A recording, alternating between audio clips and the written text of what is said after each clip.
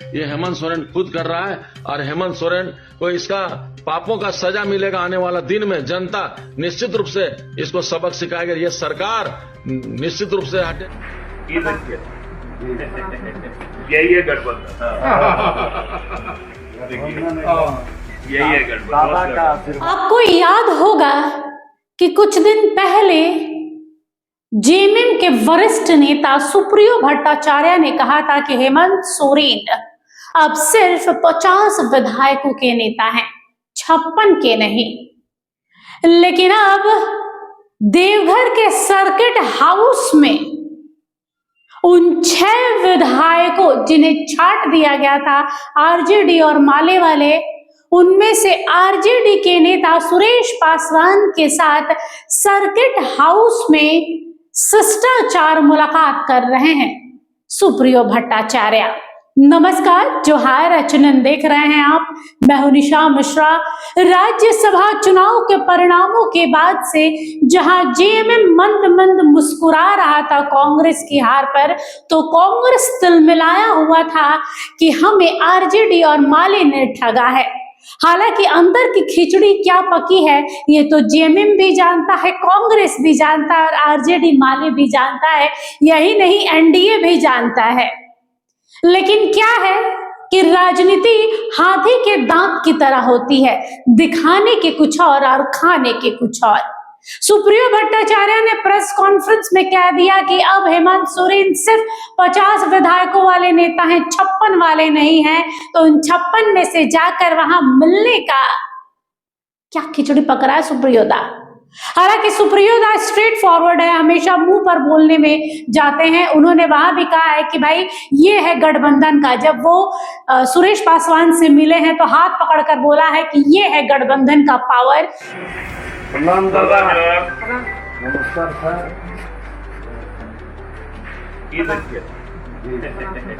यही है गठबंधन। यही है गठबंधन। बाबा का आशीर्वाद। छोटे गठबंधन हेवी कॉल।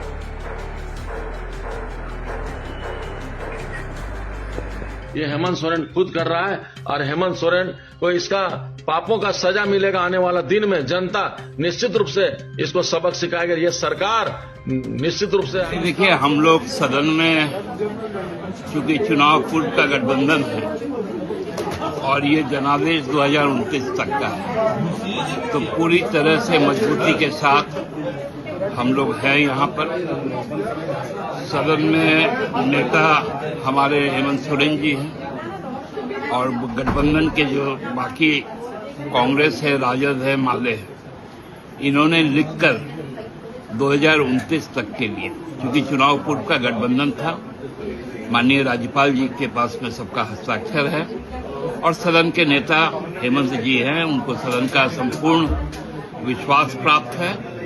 और केवल हमारे पक्ष के नहीं, जो हमारे विपक्ष के भी बहुत सारे लोग हैं, वो भी इस सरकार की नीतियों के कारण, इस सरकार के कार्यकाल के कारण हमारे साथ हैं, नैतिक तौर पे हमारे साथ हैं।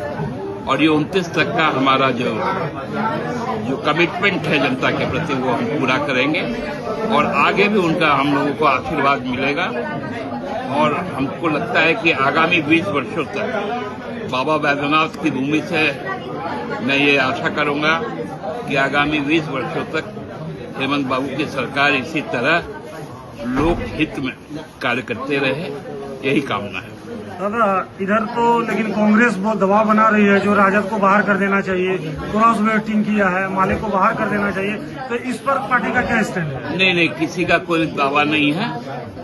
एक दूसरे पर आरोप प्रत्यारोप लगा रहे हैं। वो आपसे क्या है उस पर हमको नहीं जाना है। हमें मालूम है हमारे नेता हेमंत सोरेन जी है और उनको 56 जो हमारा गठबंधन के साथी है, उनको समर्थन प्राप्त है। कह सकते हैं उस नहले का दहला है जो कांग्रेस ने कल किया है योगेंद्र साव का निष्कासन कैंसिल कर दिया है। जिन्हें 3 सालों के लिए निष्कासित किया गया था, उन्हें 3 महीने के भीतर वापस पार्टी से जोड़ लिया गया।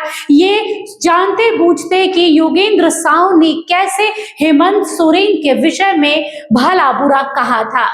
देखिए, ये वही योगेंद्र साव हैं जिनके घर पर बुलडोजर चला था बड़का गांव में। पत्नी को रातों रात थाने पहुंचना पड़ा, कपड़े बदलने तक का मौका नहीं मिला। बेटी और मां दोनों थाने में रात भर बैठी रही और जो राजनीतिक हंगामा बरपा था वो किसी से छिपा हुआ नहीं था। उसके बाद योगेंद्र साव ने सोशल मीडिया पर जितना हो सके उतना हेमंत सोरेन के खिलाफ जहर उगला था और उसी महागठबंधन का हिस्सा जेएमएम भी है और कांग्रेस भी है। ये जानते बूझते उस समय कांग्रेस ने कहा था कि योगेंद्र साव का ये बयान व्यक्तिगत हो सकता है, पार्टी का इससे लेना देना नहीं है। तो अब पार्टी योगेंद्र साव को क्यों ला रही है? क्या कांग्रेस जान चुकी है कि जेएमएम का मन खट्टा हो चुका है? वो सिर्फ उस दस्तावेज की बदौलत जिसपे महागठबंधन के गांठ जोड़ से जो आज झारखंड में सरकार चल रही है, वो जो राज्यपाल के पास हस्ताक्षर है सभी विधायकों का महागठबंधन का कि हम 29 से पहले ये सरकार नहीं गिराएंगे, उसकी वजह से बंधे हुए हैं जेएमएम और कांग्रेस। इसकी वजह से कांग्रेस अपने ही 3 साल पहले 3 साल के लिए निकाले गए पूर्व मंत्री को वापस लेकर आई है कि भैया अगर जेएमएम ने साथ छोड़ दिया तो कम से कम अपने लोग पुराने पार्टी के कद्दावर नेता होने चाहिए।